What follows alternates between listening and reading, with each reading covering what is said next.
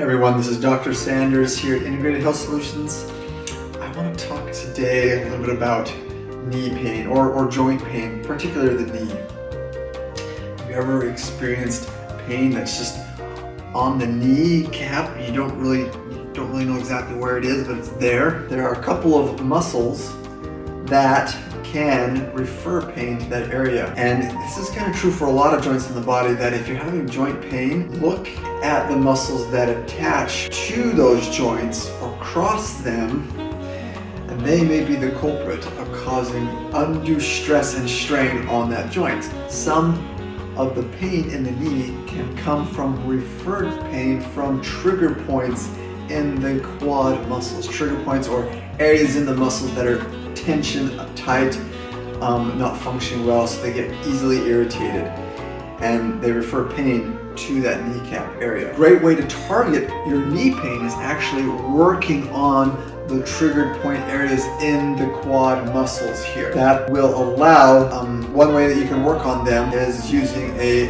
foam roller. Rolling techniques by rolling out or stimulating those muscle fibers, those trigger point areas, helps to release the tension in there so that the muscle can release and stop pulling as hard on where it attaches to, which would be down here. So releasing pressure up here releases pressure down here. And again, you can find a similar pattern for other joints in the body, such as the wrists, elbows, and so on and so forth. So I want to show you today a technique on how to properly roll these tissues out. So with your foam roller, you're going to start off on the floor, find yourself a comfortable spot. I like to use the edge of the foam roller. So here, you're going to start mid-thigh. Come down here in an army crawl position, forearms here. This leg off the side, this leg also, both helping to move the body up and down to roll the areas out. And first we're going to roll down right up until you feel it close to the hip bone there on the front. You'll feel it. And then you're going to army crawl forward until it comes to the top of the knee, and then back and forth. Well, about maybe 30 seconds at a time, up and down. You can kind of turn in a little bit and get the inside of the quad muscle, and you can also turn outside and get the outside of the quad muscles, because all of those muscles can refer pain to the knee. Couple of things here to note though.